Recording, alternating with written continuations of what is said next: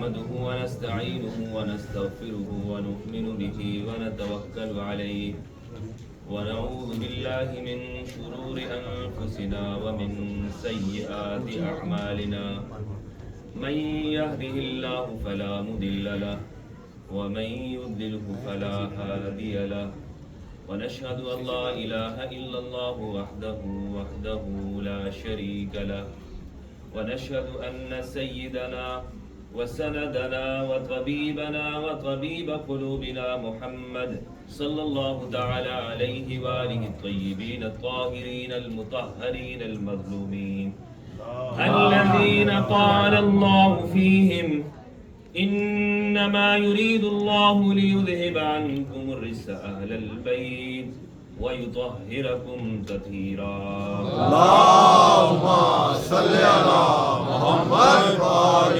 محمد. أما بعد فأعوذ بالله من الشيطان الرجيم بسم الله الرحمن الرحيم يا أيها الذين آمنوا اتقوا الله وآمنوا برسوله يؤتكم كفلين من رحمته ويؤتكم كفلين من رحمته صدق الله العظيم صلى الله نہایت ہی واجب الاحترام گرامی قدر احباب، خصوصاً علماء کرام علامہ قاسم عباس حسینی صاحب حفظہ اللہ، اور نہایت ہی واجب الاحترام میرے بھائیوں، دوستو، عزیزو، السلام علیکم ورحمۃ اللہ وبرکاتہ۔ وعلیکم السلام ورحمۃ اللہ وبرکاتہ۔ نہایت ہی متشکر ہوں میں مسجد علی اسلامک سینٹر کی انتظامیہ کا اور یہاں کے مؤمنین کا کہ آج کے اس عظیم الشان اجتماع کا اہتمام کیا۔ مسلسل یہاں کے جو مؤمنین ہیں، خاص طور پر مختلف اسٹیٹس کے، ان کی جانب سے مدعو کرنا، خصوصاً میلاد النبی اور ذکر اولاد النبی کے عنوان کے اوپر، یہ میرے لیے سعادت کی بات ہے کہ دنیا بھر میں قرآن اور اہل البیت کے علوم کو ہم امت محمد کے سامنے پیش کر سکیں اور اس پوری امت کو قرآن اور اہل البیت پر جمع کریں انشاءاللہ۔ میں زمانہ طالب علمی سے اس حوالے سے کوشش کرتا رہا ہوں کہ یہ بات ہم جان سکیں کہ ہماری ہدایت کس چیز میں ہے۔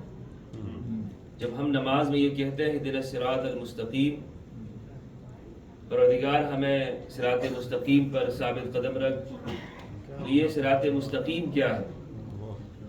ایک مسلمان کے لیے ضروری ہے کہ وہ اس کو جانے، لیکن افسوس کی بات یہ ہے کہ امت کو سنی شیعہ کے عنوان میں تقسیم کر دیا گیا ہے، اور اس عنوان کے اندر ایسے کھو گئے ہم، یہ بات سمجھ ہی نہیں آ رہی کہ رسول نے جو وصیت کی ہے وہ کیا ہے۔ اور یہ کہا جاتا ہے کہ ہر فرقہ یہ دعویٰ کرتا ہے اور اس کا بڑا زور و شور کے ساتھ یہ دعویٰ ہوتا ہے کہ حق صرف ہمارے ساتھ ہے، حق پر صرف ہم ہیں اور دوسرا باطل پر ہے، اور اس حوالے سے گفتگو کی جاتی ہے۔ وہ پیمانہ اور معیار کیا ہے کہ جو نجات کا باعث ہے؟ کیا رسول اللہ نے کوئی نجات کا پیمانہ مقرر کیا ہے؟ اس امت کے لیے کوئی وزن دیا ہے؟ اس امت کے لیے کوئی میزان مقرر کیا ہے؟ یا امت کو ایسے ہی بیار و مددگار آپ نے چھوڑ دیا ہے؟ اگر یہ اسلام قیامت تک کے لیے رہنا ہے، اور اگر سرکار ختمی مرتبت کی شریعت تا قیامت ہے، یہ دین تا قیامت ہے، تو پھر ضروری ہے کہ ہدایت کا میزان بھی تا قیامت ہونا چاہیے۔ نعرہ حیدری! تو میں کوشش یہ کرتا رہا کہ اس بات کو جانیں یہ ہدایت کیا ہے، قرآن مجید کس کے ساتھ ہے، تو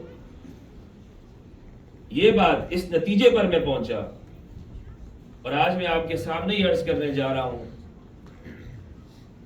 کہ اگر ہم بغیر کسی تعصب کے سوچیں، بغیر تعصب کے، تو معیار رسول دے چکے۔ اور ایک بات، ایک جملہ آپ نے سنا ہوگا، کہتے ہیں اگر یہ قرآن اور اہل البیت کی بات اگر رسول اللہ نے بطور ہدایت کی ہوتی تو آپ نے حجۃ الوداع میں یہ بات ارشاد فرمائی ہوتی۔ آپ جب تحقیق کریں گے، تحقیق کا کوئی مذہب نہیں ہوتا، تحقیق اس طور پر کی جاتی ہے کہ ہر طرح کے تعصبات سے انسان اپنے آپ کو دور رکھتا ہے اور یہ کہتا ہے کہ میں حر بن کر میں یہ حق جاننا چاہتا ہوں، میں یہ تلاش کرنا چاہتا ہوں کہ سچائی کہاں پر ہے۔ اگر حر وہ اپنے آخری وقت میں اس کو حق کی معرفت ہو سکتی ہے، وہ یہ جان سکتا ہے کہ میں نے کہاں پہ کھڑا ہونا۔ اور دیکھیے، حر ابن یزید الریاحی امام کا رستہ روکا تھا نا، لیکن حق اسے مل گیا، نیت خالص ہے۔ تو آج فرقوں میں بٹا ہوا مسلمان، اسے حق کیوں نہیں مل سکتا؟ اسے بھی حق مل سکتا، لیکن اور اس کے لیے تو یہ بات بالکل واضح ہے، اظہر من الشمس ہے، کہ اگر وہ یہ جاننے کی کوشش کرے کہ ہمیں جو بات بتائی جا رہی ہے، کہ ہمارے دماغوں میں جو کچھ بھرا جا رہا ہے، میں تھوڑی دیر کے لیے اپنے مسلمان بھائی کے لیے تعصب سے پاک ہو جاؤں۔ ہم نے مسجدیں تقسیم کر دی، ہر طرح سے ایک دوسرے کو بانٹ دیا، اور اس درجے تک لے آئے کہ فلاں گروہ تو علی ولی اللہ کہتا ہے، کلمے میں اضافہ کر دیا، تو یہ کیسے مسلمان ہو سکتا ہے؟ قرآن کے حوالے سے یہ بات کرنے لگے کہ ان کا قرآن مجید پر یقین نہیں ہے۔ الغرض اپنے مسلمان بھائی کے بارے میں طرح طرح کے شکوک اور شبہات دماغوں میں ڈالے گئے، اور نتیجہ یہ ہوا کہ ہم کسی کی نفرت کے اندر حق سے دور ہو گئے۔ یہ جو نفرت رکھی، اس نفرت نے، اس تعصب نے یہاں تک لے آئے کہ رسول کی وصیت کو بھلا دیا۔ ابن حجر عسقلانی رحمۃ اللہ علیہ، اہل سنت کے بڑے علماء میں سے، انہوں نے علامہ ابن المطہر ہلی رحمہ اللہ، ان کے حوالے سے لسان المیزان کے اندر ان کی حالات زندگی میں یہ بات لکھی ہے۔ ان کی جب بایوگرافی لکھنے لگے تو وہ کہتے ہیں کہ یہ علماء شیعہ میں سے تھے اور بڑے عالم تھے، فلسفی تھے۔ شیخ ابن تیمیہ نے ان کے ساتھ ان کے مناظرے ہوئے اور ایک دوسرے پر رد کیا، لیکن شیخ ابن تیمیہ نے علامہ ہلی کی نفرت میں اور ان پر رد کرتے ہوئے، ان کو جواب دیتے ہوئے اس مقام پہ پہنچے کہ وہ اس شیعہ عالم دین کی نفرت میں لکھتے لکھتے وہ اہل البیت کی توہین کر گئے، وہ اہل البیت کی توہین کر گئے۔ جب ہم نے اس بات کو پڑھا تو معلوم یہ ہوا کہ معاملہ کیا ہے اصل میں، یہ جاننا چاہیے کہ معاملہ کیا ہے، تعصبات سے اوپر اٹھنا چاہیے۔ تو یہ جو ہمارے ہاں یہ بات کہی گئی کہ یہ گروہ اور یہ فرقہ، اس کا اسلام سے تعلق نہیں، یہ مسلمان نہیں، قرآن پر یقین نہیں، در حقیقت یہ اہل البیت علیہ السلام کی علوم سے دوری کا نتیجہ۔ اگر میں نے اس ماہ محرم کے دوران میں یہ جملہ عرض کیا تھا کہ اگر یہ قوم نہ ہوتی کہ جس قوم کو اللہ سبحانہ و تعالیٰ نے، یعنی جب ہم یہ دیکھتے ہیں کہ کربلا کے واقعے کے اوپر رویا جاتا ہے، غم کیا جاتا ہے اور اس کو تازہ رکھا جاتا ہے، کراچی سے عراق تک اور جہاں جہاں پر محبان اہل البیت ہیں اس واقعے کو یاد کرتے ہیں، تو ایسا معلوم ہوتا ہے کہ اللہ سبحانہ و تعالیٰ نے کربلا کے واقعے کو زندہ رکھنے کے لیے اس قوم کا اہتمام کیا، اور یہ میری تحقیق کے نتیجے کے اندر ہے۔ میں آج اس لیے اس میلاد النبی کے اس عظیم الشان موقع کے اوپر کچھ ایسے حقائق آپ کے سامنے رکھنا چاہتا ہوں کہ جو ہمیں تعصبات سے اوپر اٹھائے۔ تقریر وہ گھنٹے کی 2 گھنٹے کی بھی کی جا سکتی ہے اور سبحان اللہ اور ماشاء اللہ کے نعروں کے ساتھ جذبات کو برانگیختہ بھی کیا جا سکتا ہے اور گفتگو کو بہت اچھے انداز میں کیا جا سکتا ہے، لیکن میں چاہتا ہوں کہ آج میرے یہ نوجوان، میرے یہ دوست احباب یہ پیغام لے کر جائیں کہ ہم نے امت کو اہل البیت کے ساتھ جوڑنا ہے، وہ اہل البیت کہ جو رسول اللہ کے اوصیاء ہیں،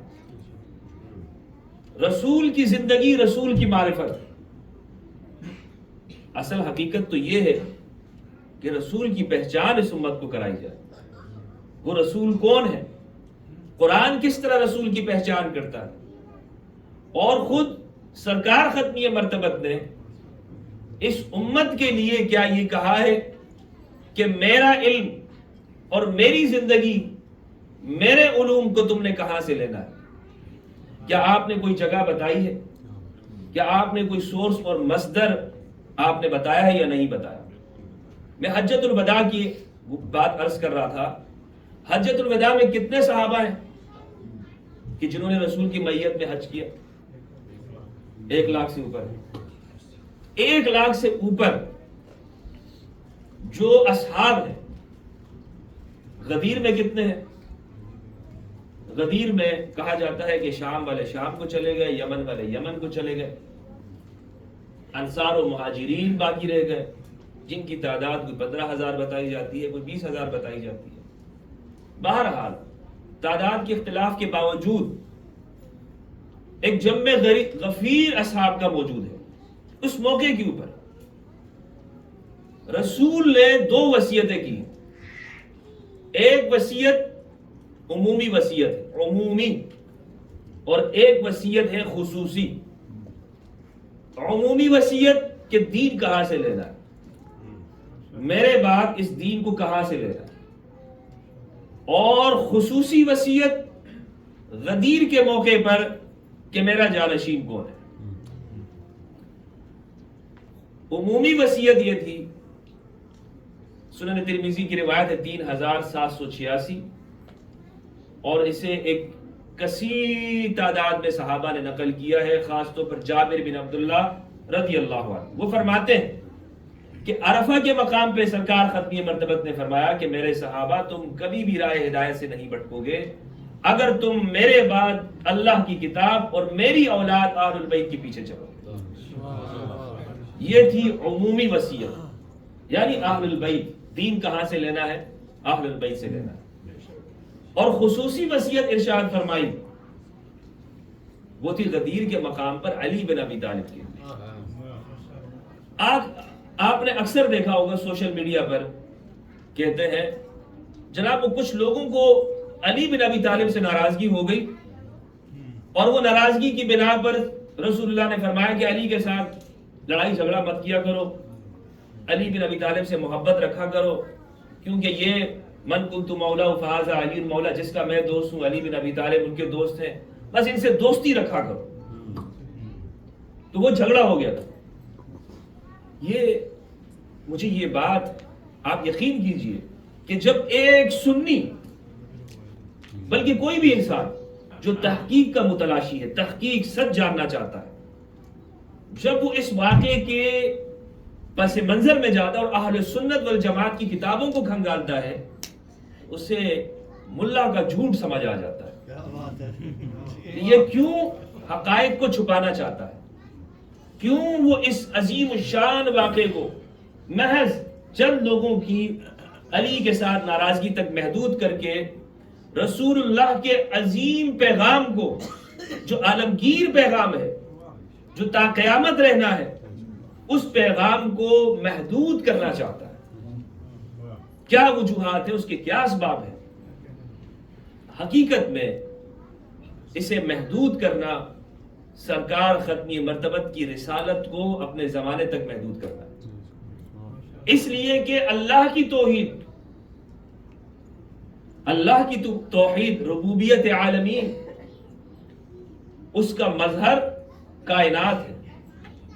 کائنات جو کہ قیامت کے ساتھ ہی اس کا خاتمہ ہوگا. یعنی اللہ کی توحید کو اگر سمجھنا ہے اور سمجھانے والی جو چیز ہے تو یہ کائنات بتا رہی ہے. اس کائنات کا ایک سسٹم ہے جو آپس میں مربوط ہے، ایک نظام ہے اس کا. ہر چیز ایک دوسرے کے ساتھ جڑی ہوئی ہے، ایک سسٹم کے ساتھ آگے بڑھ رہی ہے، ایک قانون کے ساتھ ساتھ آگے جا رہی ہے. تو توحید خداوندی پر شاہد کائنات کا نظام عدل ہے. یہ کائنات کے اندر موجود جو عدل کا نظام ہے کہ ہر چیز برابری کے ساتھ آگے جا رہی ہے، یہ اللہ کی توحید پر شاہد اور عادل ہے. اور رسول کی رسالت پر شاہد اور عادل عقیدہ امامت ہے. اور یہ امامت یعنی یہ کوئی، میں کسی فرقے کا نظریہ نہیں بیان کر رہا ہوں. قرآن مجید اور رسول اللہ کی سنت پر غور کیا جائے تو توحید، رسالت اور امامت ہمیں یہ نظر آتی ہے بات کہ غدیر رسالت کا مظہر اور امامت کی شکل میں ایک اعلان تھا. میں ایک مثال کے ذریعے عموماً سمجھانا چاہتا ہوں اپنے دوست احباب کو، اور مجھ سے زیادہ ماشاءاللہ جو عمر میں بڑے ہیں، اب زیادہ علم رکھتے ہیں، لیکن میں اپنی طالب علمانہ سوچ کو مد نظر رکھتے ہوئے یہ عرض کرتا ہوں اپنے دوست احباب کے سامنے. یہ جو ہم کلمہ توحید پڑھتے ہیں، لا الہ الا اللہ محمد الرسول اللہ، صلوات بھیجے محمد،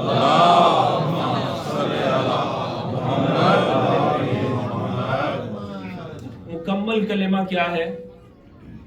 پڑھیے گا مکمل کلمہ لا الہ الا اللہ محمد الرسول اللہ. علی ولی اللہ پر میں آؤں گا، علی ولی اللہ پر میں آؤں گا. یہی یہاں تک میں لانا چاہتا ہوں، لیکن ابھی ذرا ہم صرف توحید و رسالت پر رک جاتے ہیں.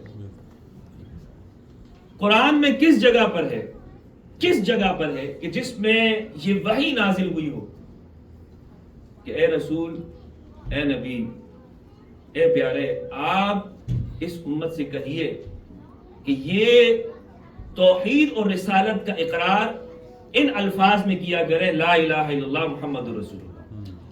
یہ قرآن میں کہاں پر ہے؟ کس آیت کے اندر یہ ہے؟ اصل چیز تو عقیدہ توحید اور رسالت کا اقرار ہے. قبلہ علامہ صاحب ایسا ہے یا نہیں؟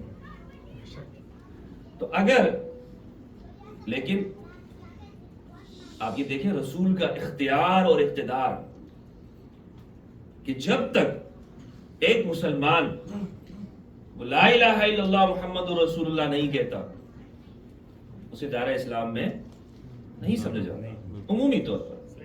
اسے تو دل کا اقرار، دل کی تصدیق اصل ہے. ایک شخص اگر یوں کہتا ہے لا الہ الا اللہ مزمل رسول اللہ، مزمل سرکار ختمی مرتبت کا اسم گرامی ہے، آپ کے اسماء میں سے ہیں. مزمل، یا ایھا المزمل، اے دوست بنانے والے، اے رفیق بنانے والے. زمیل عربی میں کہتے ہیں جو آپ کے ساتھ سواری میں بالکل ساتھ بیٹھا ہوتا ہے. اے چادر کو اوڑھنے والے، یہ معنی بھی کر سکتے ہیں۔ یا ایھا المدثر، اے چادر کو اوڑھنے والے۔ یاسین آپ کا نام ہے۔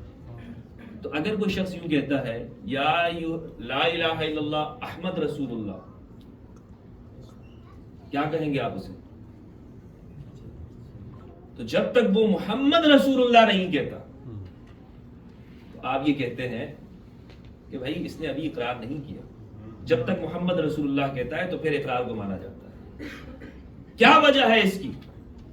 یہ اختیار مصطفیٰ ہے کہ مصطفیٰ نے لا الہ الا اللہ، اللہ کے نام کے ساتھ اپنا نام ملایا۔ قرآن میں کہیں آیت نہیں ہے، کسی جگہ نہیں ہے، کسی جگہ پر موجود نہیں ہے کہ اے حبیب، اے میرے پیارے، آپ اس امت سے اقرار لیجئے لا الہ الا اللہ محمد رسول اللہ۔ اگر آیت ایسی ہے تو پیش کرتے ہیں۔ تو پھر اس کا مطلب یہ ہے کہ یہ اپنے نام کو، رسول کا اختیار چیک کیجئے، دیکھیے، اندازہ کیجئے کہ کس قدر اختیار ہے سرکار ختمی مرتبت کا کہ اللہ کے نام کے ساتھ اپنا نام وہاں پر جوڑ دیا اور کہا کہ اقرار کرو لا الہ الا اللہ محمد رسول اللہ۔ رسالت کی طاقت دیکھیے، یہ رسالت کی طاقت ہے، اختیار ہے۔ کسی نے امام صادق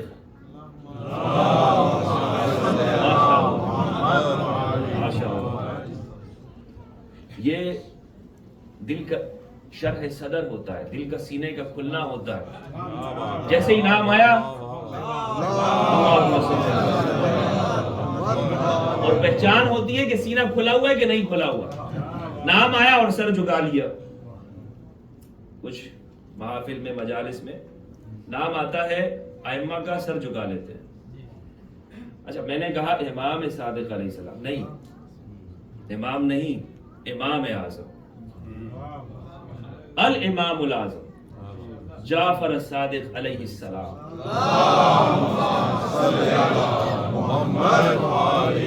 امام الائمہ ہیں، ائمہ کے امام ہیں۔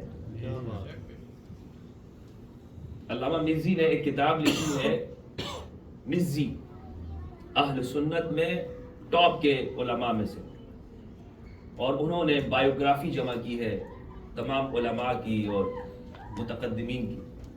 اس میں امام صادق کے حالات میں وہ لکھتے ہیں کہ یہ وہ شخصیت ہیں، وہ ذات ہیں کہ جنہوں نے امام علی کے بعد فرمایا سلونی قبل ان تفقدون۔ امام صادق دوسری شخصیت ہے، اور ان کے بارے میں راوی یہ کہتا ہے کہ جب بھی میں امام صادق کے چہرے کو دیکھتا تو میں یہ کہتا ہوں کہ یہ انبیاء کی نسل میں سے۔ اور ان کی محبت بری تعلیمات، جب امام صادق علیہ السلام کی محبت بری تعلیمات پر آپ غور کریں تو اللہ اکبر، آپ نے انسانیت کی جس تعبیر کو اپنے وقت میں پیش کیا اس کی مثال نہیں ملتی۔ آپ کے ایک شاگرد ہیں مفضل بیان کرتے ہیں کہ میرے رشتہ داروں کا آپس میں جھگڑا ہو گیا، اور یہ اصول کافی کے اندر یہ روایت موجود ہے۔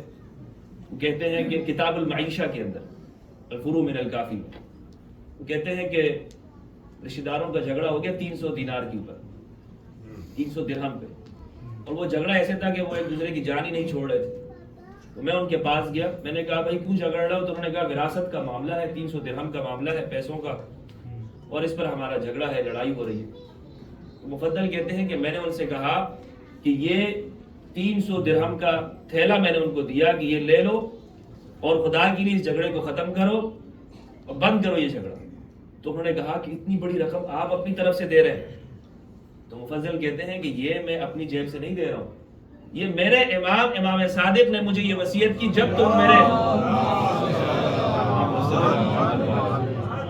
میرے امام نے یہ وصیت کی ہے کہ جب تم دیکھو کہ لوگ آپس میں مال کی وجہ سے جھگڑ رہے ہو تو وہاں پر یہ مال خرچ کر دینا، لوگوں کا جھگڑا مت ہونے دینا کہ لوگ آپس میں پیسوں کی وجہ سے اور مال کی وجہ سے جھگڑا کر رہے ہو، نہیں، سوسائٹی کے اندر نفرت نہیں ہونے دینا۔ یہ اہل بیت کی تعلیمات ہیں۔ وہ سوسائٹی کے اندر امن چاہتے ہیں، وہ سوسائٹی کے اندر لوگوں کو دیکھنا چاہتے ہیں کہ یہ متحد ہوں، پیسوں اور مال کی وجہ سے جھگڑ رہے ہوں. نہیں، ایسا ہرگز نہیں ہونا چاہیے. تو امام کے بارے میں امام فرماتے ہیں، ان سے پوچھا گیا کہ سلیمان علیہ السلام وہ تو کہتے ہیں کہ پروردگار مجھے ایسی رب ہب لی ملکن، ایسا ملک عطا کر جو میرے بعد لا ينبغی لأحد من بعدی، کہ میرے بعد کسی کو وہ تم عطا مت کرنا، دینا مت. تو اگر سلیمان کو ایسی بادشاہت دی گئی تو آپ یہ بتائیے کہ رسول کو کیا دیا گیا، ہمارے آپ کے جد کو کیا دیا گیا. امام سے سوال کیا کہ امام نے فرمایا کہ میرے جد کو وہ کچھ عطا کیا گیا کہ جو حضرت سلیمان اور تمام انبیاء کرام کو، ان میں سے کسی کو جو کچھ عطا کیا گیا وہ اس کے برابر نہیں، ایسا کچھ عطا کیا گیا. کہا کہ اچھا امام یہ بتائیے کہ کیا ایسا عطا کیا گیا ہے کہ جو ان میں سے کسی کو نہیں ملا. فرمایا کہ ہمارے جد انہیں اللہ کریم نے یہ اختیار اور اقتدار عطا کیا ہے، اور فرمایا ما آتاکم الرسول فخذوہ وما نہاکم عنہ فانتہوا، کہ جو تمہیں رسول دے دے لے لو، اور جس سے تمہیں روک لے روک جاؤ. یہ اختیار مصطفیٰ ہے، یہ اقتدار ہے مصطفیٰ ہے. مصطفیٰ کا اقتدار کہ جو عطا کرنا چاہے، جسے دینا چاہے اسے چاہیے کہ وہ لے لے، اور جسے روکنا چاہے وہ رک جائے. تو اب اندازہ کیجئے کہ اگر کسی کو علم عطا کر دیا رسول نے تو کیا اس پر حسد کرنا چاہیے یا اسے قبول کرنا چاہیے؟ ایمان نام کس چیز کا ہے؟ ایمان نام اسی چیز کا ہے کہ دل پر اثر ہو جائے، دل پر اثر ہو جائے، سر وہاں پر جھک جائے. اسی اصطلاح میں کہتے ہیں مطاوعت نفس اور انفعال قلب. مطاوعت نفس یعنی نفس وہ وہاں پر اس بات کو قبول کر لے، اس بات کو قبول کر لے کہ جو کچھ کہا جا رہا ہے میں اس کو مان رہا ہوں. اور انفعال قلب کہ دل کے اوپر ایسا اثر ہو جائے، اتنا غلبہ ہو جائے کہ اب اس کے علاوہ کوئی اور فکر اور نظریہ وہاں قلب میں اور دل میں دماغ میں وہاں نہ جائے. یہ ہے ایمان. تو اگر ایک شخص کو رسول عطا کر دے تو وہاں پر سوال ہو سکتا ہے؟ اگر وہ سوال کیا جائے گا تو رسول کی عطا پہ سوال ہوگا. اسی لیے میں نے عرض یہ کیا کہ غدیر میں یہ جو اعلان ہوا ہے، اعلان غدیر میں، صلوات بھیجئے محمد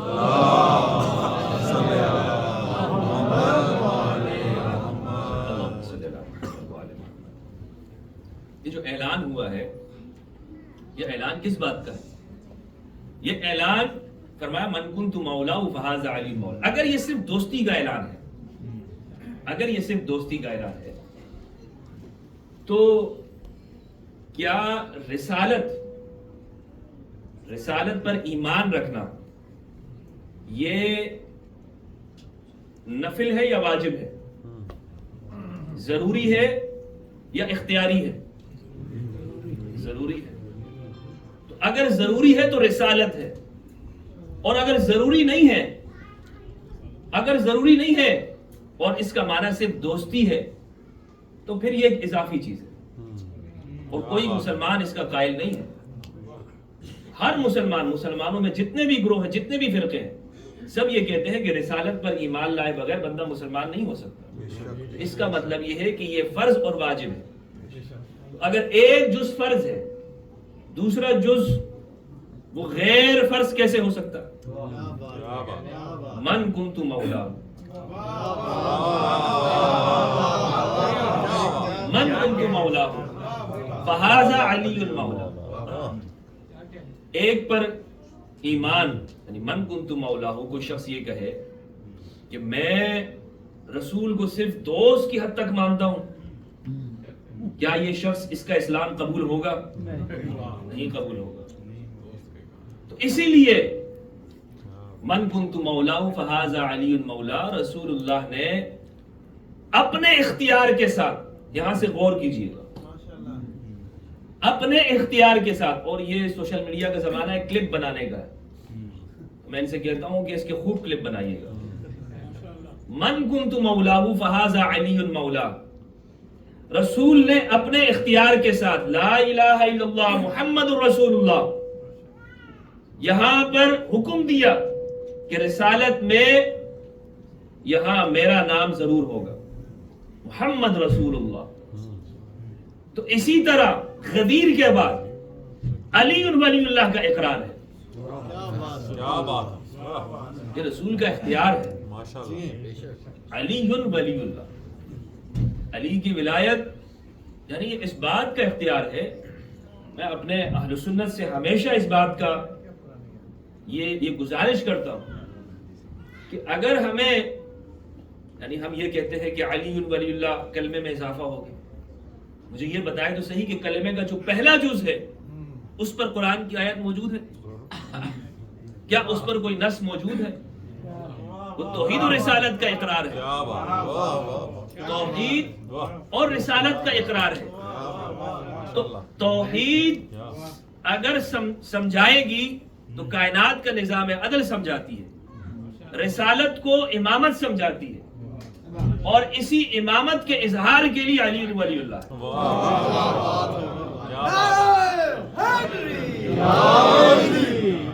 یہ شیعیت نہیں ہے، یہ ایمان ہے۔ یعنی اس کو اگر ہم یہ تقسیم کر دیں اور وہ کہیں کہ مفتی ہمدرد صاحب آپ تو شیعوں والی بات کر رہے ہیں، اگر یہ شیعوں والی بات ہوتی، یعنی صرف یہ کہنا کہ جناب یہ عقیدہ ہے اور یہ شیعیت ہے، تو مجھے بتائیں صحابہ مبارکباد دیتے؟ صحابہ مبارکباد دیتے؟ مبارکباد نہیں دی؟ بخن بخن لک یا علی اصبحت مولایا و مولا کل مؤمن من بعدی مؤمنت، علی آپ کو مبارک ہو، آپ آج کے بعد میرے اور ہر مومن کے مولا اور آقا۔ یہ مبارکباد دی، یعنی اس بات کا اقرار کیا کہ علی میرے مولا ہے، میں اس بات کا اقرار کرتا ہوں، میں اس بات پر ایمان لاتا ہوں کہ علی میرے مولا ہے، میرے آقا ہے، نہیں صرف میرے نہیں، میرے بعد ہر مومن اور مومنہ کے مولا ہے۔ یہ اقرار ہے، یہ ایمان کا اقرار ہے۔ تو صرف اس بات کا دعویٰ کرنا کہ ہم صحابہ کے پیچھے چلنے والے ہیں، کیا اس بات کا دعویٰ، اس بات کے دعوے میں ہم سچے ہو سکتے ہیں اگر ہم ان کے پیچھے نہ چلیں؟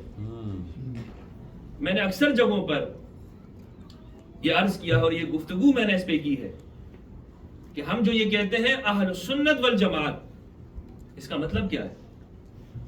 یہ ہمیں قوم کو سمجھانا چاہیے، امت کو سمجھانا چاہیے یہ بات کہ اہل سنت والجماعت یعنی سنت والے اور جماعت والے۔ سنت، سنت کس کی سنت ہے؟ سنت عربی میں پیروی کو کہتے ہیں، رستے کو کہتے ہیں، کسی رستے پہ چلنا، طریقے کو۔ اور رسول کا طریقہ اصطلاحاً یعنی رسول کا جو طریقہ ہے، تو اگر اس تعریف کو مانا جائے رسول کے پیچھے چلنے والے، تو ایک شیعہ بھی سنی ہے اور ایک سنی بھی جو خود کو کہتا ہے۔ لیکن اگر کسی مولوی کے پیچھے چلنے کا نام سنت ہے تو معذرت، یعنی اگر یہ کہا جائے کہ کسی ایسے شخص کے پیچھے چلنا، یعنی ایسے شخص کے پیچھے چلنا کہ جو خود کو کہے، اپنی جانب سے کچھ نظریات بنا لے اور کہے کہ جناب اس کو مانو گے تو تم سنی رہو گے، اور اگر اس کو نہیں مانو گے تو تمہاری سنیت قبول نہیں۔ اور جماعت، جماعت جماعت کے اوپر آئیے، جماعت کسے کہتے ہیں؟ جماعت رسول اللہ نے فرمایا یا علی انت و شیعتک هم الفائزون، اے علی تم اور تمہارا گروہ ہی کامیاب ہے۔ روح المعانی میں علامہ آلوسی نے خیر البریہ کی تشریح میں اس کو لکھا، سیوطی نے اسے لکھا، اور اسی طرح ابو حاتم الرازی نے اپنی تفسیر کے اندر اس کو بیان کیا، اور حاتم الرازی کی جو تفسیر ہے یعنی وہ اپنی تفسیر کے اندر بہت معتبر ہے، اتنے معتبر ہیں کہ بخاری سے زیادہ ان کے جو اصول و ضوابط ہیں وہ سخت ہیں، شدت پسند ہیں وہ روایت کے لینے میں، سخت ہیں وہ حاتم الرازی. انہوں نے اس کو نقل کیا، یا علی انت وشیعتک هم الفائزون. الجماعت وہ کہ جو علی بن ابی طالب کی جماعت. میں اکثر ان سے سوال کرتا ہوں اور پوچھتا ہوں کہ اگر آپ کربلا میں ہوتے تو کس سائڈ پہ ہوتے؟ یہ سوال اس لیے ضروری ہے کہ آج ہم امت کو ان فرقہ وارانہ بحثوں سے نکالتے ہوئے ایک ایسے منہج کے اوپر لے جائیں کہ جو ہمیں یہ بات 2 + 2 = 4 کی طرح واضح کر دے کہ فرقوں کی تعبیرات کو الگ کریں اور حسینیت اور یزیدیت سمجھ میں آ جائے. اگر یہ چیز سمجھانے میں ہم اس امت کو کامیاب ہو جاتے ہیں، امت مرحومہ کو، تو پھر انشاءاللہ عز و جل آپ دیکھیں گے کہ قرآن اور اہل البیت کی معرفت اور ان کے ساتھ جڑتے ہوئے اس بات کا اقرار ہوگا کہ آج بھی ہم غدیر کے ساتھ کھڑے ہیں. ہم غدیری ہیں. کیوں ہم سے پوچھتے ہو کہ تمہارا فرقہ کیا ہے؟ ہم اچھا فرقوں کے اندر بھی ماشاءاللہ سنی ہے تو پھر کون سے والے ہیں، کس رنگ والے ہیں، کس لباس والے ہیں، اور کیا سیدھا سیدھا کہنا چاہیے کہ ہم غدیر والے ہیں. ہم اگر اہل سنت والجماعت یعنی وہ جماعت کہ جو علی کی جماعت ہے، کہ جو سیدنا حسین کی جماعت علیہ السلام اجمعین. یہ تعبیرات ہیں اور اس بات کی ضرورت ہے کہ قرآن اور اہل البیت کے علوم کو دنیا کے سامنے روشن کر کے پیش کیا جائے. میں نے سورہ حدید کی آیت، بس اس سورہ حدید کی جو آیت ہے کفلین، مختصر اس کو بیان کر کے انشاءاللہ میں آپ سے اجازت چاہوں گا. سورہ حدید قرآن مجید کا 57واں سورہ. فرمایا یا ایھا الذین آمنوا، اے ایمان والو، اتقوا اللہ، اللہ کا تقوی اختیار کرو، وآمنوا برسولہ، اور اس کے رسول پر ایمان لاؤ. تقوی کیا ہے؟ فرمایا لا یجرمنکم شنآن قوم علی الا تعدلوا اعدلوا هو اقرب للتقوی. کسی قوم کی نفرت اور کسی قوم کی عداوت تمہیں اس بات پر نہ لے جائے کہ تم حد سے نکل جاؤ. نہیں، ہمیشہ حد میں رہو، عدل کرو، انصاف کرو، یہی تقوی ہے. لا یجرمنکم شنآن قوم، حد سے مت بڑھنا. کسی قوم کے ساتھ ذرا سی بھی چپکلش ہوئی تو اس پر وہ باتیں لگا دی، وہ جھوٹ اس پر گھڑ دیے کہ جو اس میں موجود ہی نہیں تھی. ان کے 40 پارے اور ان کے جناب وہ کچھ بکری کھا گئی، اس کا بھی ایک پورا واقعہ بیان کیا جاتا ہے. ٹھیک ہے. اور قرآن مجید کی تحریف کے قائل ہیں، اور قرآن مجید تو جناب اس قرآن کو مانتا ہی نہیں ہے. اتنا بڑا قرآن ہے، وہ پورے کمرے کو گھیر لیتا ہے وہ قرآن. والعیاذ باللہ، طرح طرح کی باتیں شام غریبہ کے حوالے سے، اور بہت سارے جھوٹ بنائے گئے قوم کے بارے میں. تو قرآن کہتا ہے کہ کسی قوم کی نفرت اور عداوت تمہیں اس بات پر نہ لے کے جائے کہ تم عدل سے آگے بڑھ جاؤ، عدل سے نکل جاؤ. نہیں، ہمیشہ عدل کے ساتھ چلو. اور پھر فرمایا ایمان لاؤ اس کے رسول پر. یؤتکم کفلین من رحمتہ، یہ رسول تمہیں اپنی رحمت میں سے 2 برابر وزن دیں گے. یؤتکم، یہ دیں گے. اس رسول کا اختیار ہے، اقتدار ہے کہ یہ دیتے ہیں، یہ عطا کرتے ہیں. یؤتکم، دیتے ہیں. کفلین، 2 برابر وزن. من رحمتہ، اپنی رحمت سے. وما ارسلناک الا رحمتا للعالمین. اے پیارے، ہم نے آپ کو سارے جہانوں کے لیے رحمت بنا کے بھیجا. ایک مولانا صاحب کہنے لگے کہ یہاں پر اللہ کی رحمت مراد ہے، اللہ عطا کرتے ہیں. میں نے کہا کب سے تم اللہ کی عطا میں اور پیغمبر کی عطا میں فرق کرنے لگ گئے؟ اللہ کی عطا میں تمہیں یہ دین اللہ سے ڈائریکٹ ملا ہے، یا رسول کی وسیلے اور رسول کی معرفت سے ملا ہے؟ رسول کی معرفت سے ملا ہے۔ تو فرمایا کہ یؤتکم کفلین من رحمتہ، یہ 2 برابر وزن تمہیں عطا کریں۔ کفلین، کفلین یعنی اس کا جو مفرد تثنیہ ہے، مفرد ہے وہ ہے کفلن۔ کفلن کہتے ہیں حصے کو، کفلن کہتے ہیں نصیب کو، پارٹ کو، جز کو، اور اس کا ایک معنی آتا ہے ضمانت۔ ہم لفظ سنتے ہیں کفیل، کفالت میں، زیر کفالت، پرورش میں لینا، یہ سب اس کے جو مصادر ہیں یا یوں کہہ لیں کہ مشتقات ہیں۔ سعودی عرب جانے والے عرب ممالک میں کہتے ہیں نا یہ لفظ، یہ ہمارا کفیل ہے۔ کیوں کہتے ہیں؟ اس لیے کہ وہ شخص ضامن ہوتا ہے۔ تو کفلین من رحمتہ، اپنی رحمت میں سے 2 ضامن عطا کریں۔ کیا بات ہے، 2 ضامن۔ اس رسول نے 2 ضامن کیا دیے ہیں؟ کیا 2 ضامن عطا کیے ہیں؟ کیا ایسی چیزیں عطا کی ہیں کہ جو رسول کی رحمت میں سے ہیں؟ احادیث کا ذخیرہ دیکھیے اور بغیر کسی تعصب کے جائیے اور تحقیق کیجیے، معلوم یہ ہوگا کہ رسول نے اس امت کو آخری وصیت میں بھی قرآن اور اہل البیت دیا۔ انی تارک فیکم الثقلین کتاب اللہ وعترتی اہل بیت۔ کیا بات ہے، واہ ماشاء اللہ۔ یہ ہے 2 ضامن۔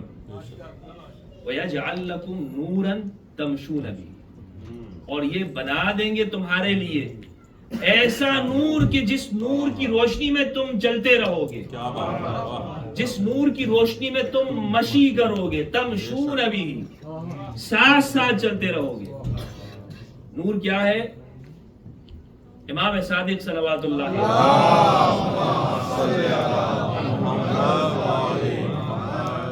ان سے انہوں نے فرمایا کہ کفلین سے مراد حسن و حسین ہے اور نور سے مراد علی بن ابی طالب۔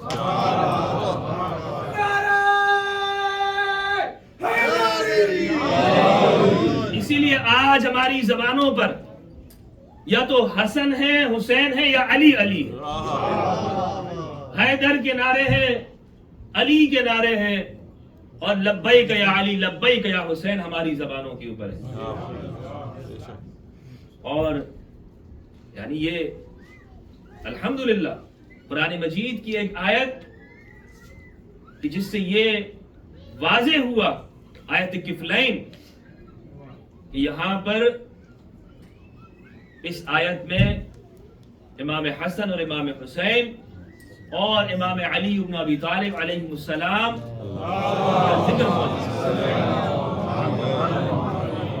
ان کا ذکر موجود ہے۔ کوششیں بہت ہوئی، بہت کوششیں ہوئی کہ ذکر علی کو مٹایا جائے، اور یہ صرف اس دور میں نہیں، ہر زمانے اور ہر دور میں یہ کوشش کی گئی کہ علی بن ابی طالب کا ذکر اسے معاشرے میں عام نہ ہونے دیا جائے، سوسائٹی میں عام نہ ہونے دیا جائے، کوششیں کی جاتی رہی۔ اسی لیے آپ دیکھیں علی کو شہید کیا گیا، حسن ابن علی امام حسن زہر دیا گیا، اور حسین ابن علی علیہ السلام ان کو شہید کیا گیا۔ شہادتوں کا سفر، اور جتنے بھی ائمہ ہیں پیچھے بعد میں آنے والے، سب شہادتیں، زندہ میں بند ہیں، قید کی صعوبتیں برداشت کر رہے ہیں، کوششیں ہوتی رہی، لیکن یہ مطہرین کا معجزہ ہے، مطہرین کا معجزہ ہے کہ ان کی ذات اللہ سبحانہ و تعالی نے، مطہرین کی ذات ایسی ہے کہ ان کا ذکر مٹایا نہیں جا سکتا۔ قرآن لا یمسہ الا المطہرون، اس قرآن کے فہم کو نہیں پہنچ سکتے مگر مطہرین ہی پہنچ سکتے ہیں۔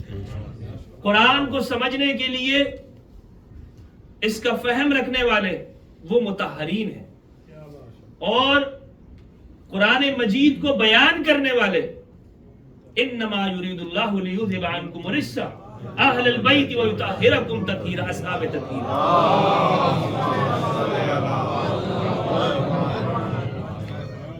اور یہاں پر اس مقام پر اگر ہم آ گئے ہیں آیت تطہیر پر، تو آیت تطہیر کے حوالے سے عرض کروں کہ آیت تطہیر یا آیت مباہلہ، آیت تطہیر میں تفسیر کا جو حق ہے وہ رسول کی ذات کو ہے۔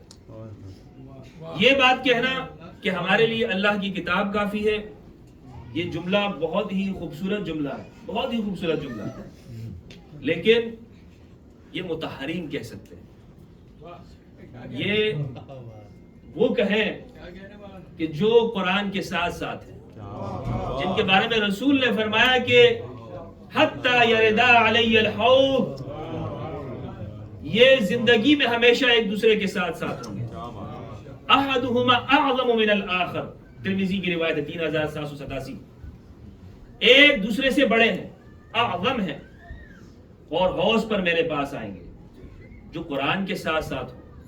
وہ یہ دعویٰ کرے، اسی لیے علی نے یہ کہا سلونی قبل ان تفقدون، اسی لیے جعفر صادق علیہ السلام نے فرمایا سلونی قبل ان تفقدون، مجھ سے پوچھو اس سے قبل کہ مجھے تم کھو دو، لاؤ تم، میں تمہارے لیے قلم اور دوات لاؤ کہ میں تمہارے لیے ایسی ہدایت لکھ دوں کہ تم کبھی بھی میرے بعد گمراہ نہیں ہوگے۔ کیا ہدایت ہے؟ رسول نے ہدایت دے دی، اور ہدایت قرآن اور اہل البیت کی ہدایت ہے۔ تو تمام ذخیرہ احادیث کے اندر انما یرید اللہ لیذھب عنکم الرجس اہل البیت، آیت تطہیر 33 کی 33 احزاب کی، اس کی تفسیر میں تمام احادیث میں لکھا ہے، اور اصحاب یہ کہتے ہیں کہ اس سے مراد اصحاب کے ساتھ پنجتن پاک ہے، اس سے مراد کوئی ایک مفسر، کوئی ایک صحابی، اصحاب وہ یہ نہیں کہتے کہ اس سے مراد وہ کوئی اور ہے۔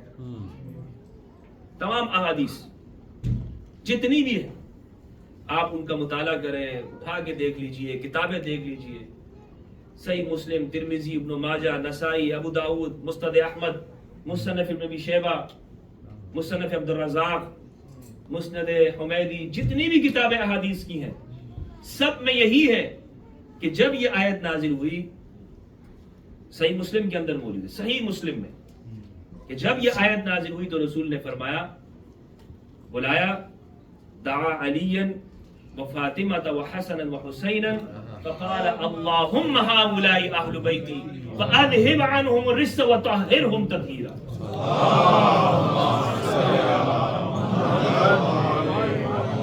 پروردگار یہ میرے اہل بیت ہیں، یہ میرے اہل بیت ہیں، ان سے ہر طرح کی رجس کو دور فرما دے، ہر طرح کی رجس کو، ہر طرح کی۔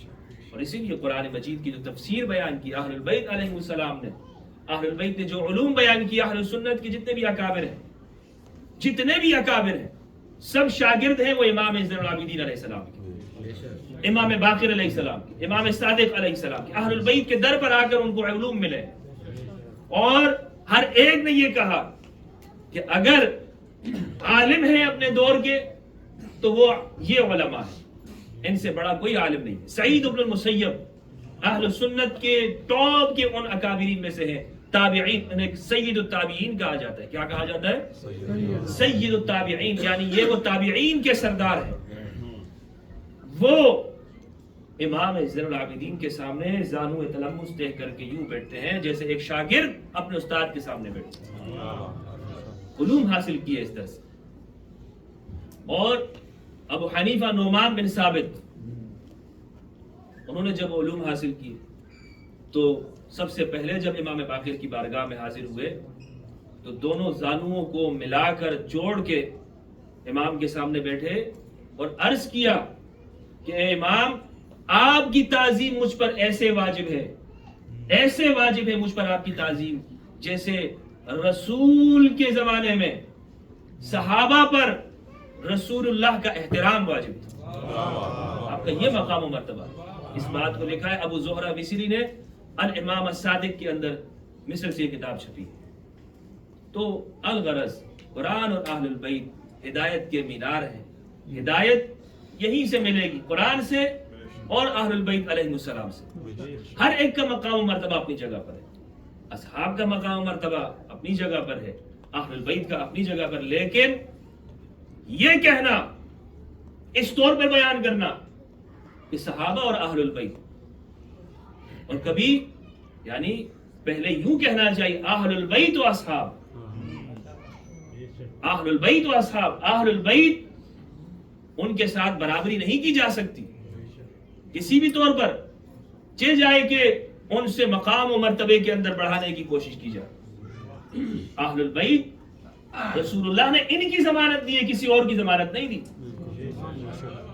کسی اور کے بارے میں یہ نہیں فرمایا کہ اگر تم ان کے پیچھے چلو گے تو تم ہدایت کے اوپر رہو گے، کبھی گمراہ نہیں ہوگا۔ کوئی ایک روایت مجھے بتا دیجیے، کوئی ایک روایت۔ آج سے ہم اگر آپ ایسی روایت کہ جو قرآن کے ساتھ کسی اور کو برابر کہا ہو کہ یہ قرآن کے ساتھ ہے، ہم ان کے پیچھے چلنے کو تیار ہیں۔ بات سارا جھگڑا ہی ختم ہو جائے گا۔ ڈھونڈنے کی تلاش کرنے کی کوشش کیجیے، اور اگر نہیں ملتی، ایسی کوئی روایت نہیں ملتی، رسول کا ایسا کوئی فرمان نہیں ملتا، تو آؤ در حسین کے اوپر، آؤ در علی کے اوپر، آؤ باب مدینۃ العلم کے پاس، حیدر کے در پر آ جاؤ، پیغمبر ملیں گے تمہیں، ورنہ تو یقین کیجئے کچھ بھی تمہیں سمجھ میں نہیں آئے گا، اور اسی طرح پھر نفرتوں اور عداوتوں کے اندر رہو گے۔ یہ کچھ گزارشات تھیں جو میں نے اپنے دوست احباب اور آپ کے سامنے رکھی۔ میں چاہوں گا کہ ہم زیادہ سے زیادہ آیت کفلین کو اور حدیث ثقلین کو اس امت کے اندر عام کریں۔ ہم یہ عہد کریں کہ ہم نے اس کی تبلیغ کرنی ہے، ہم نے ہر نوجوان تک اسے پہنچانا ہے۔ حدیث ثقلین، کوئی بھی نوجوان ملتا ہے اور کوئی بھی ایسا شخص ملتا ہے جس کے لیے ہمارے دل میں یہ درد ہے، یہ غم ہے کہ یہ ہدایت کی طرف آئے، تو ہم نے بس اسے یہ صرف حدیث سنا دی، غدیر کا واقعہ سنانا، اور اسے ہم نے غدیر کے ساتھ جوڑنا ہے، اور امت کے اندر انشاءاللہ آپ دیکھیں اسی طرح اتحاد پیدا ہوگا۔ اللہ سبحانہ و تعالیٰ سے دعا ہے کہ پروردگار مجھے حق سچ پر اسی طرح عمل کرنے کی توفیق عطا فرمائے، قرآن مجید میں تدبر کرنے اور اہل البیت کی معرفت عطا فرمائے۔ اور میں آخر میں عرض کرنا چاہوں گا کہ یہ ادارہ جس طرح سے قائم ہے اور اس کے جو منتظمین ہیں، اللہ سبحانہ و تعالیٰ ان کی زندگی میں برکت عطا فرمائے، اور جو اس کو مزید پروردگار ترقی دینے کی، اور اس حوالے سے جو یہاں پر جو اس کے کام ہو رہے ہیں اور مزید آگے ہوں گے جو پروگرامز ہیں، اللہ سبحانہ و تعالیٰ اس میں مدد فرمائے۔ صلی اللہ تعالیٰ علی محمد وآلہ الطیبین الطاہرین۔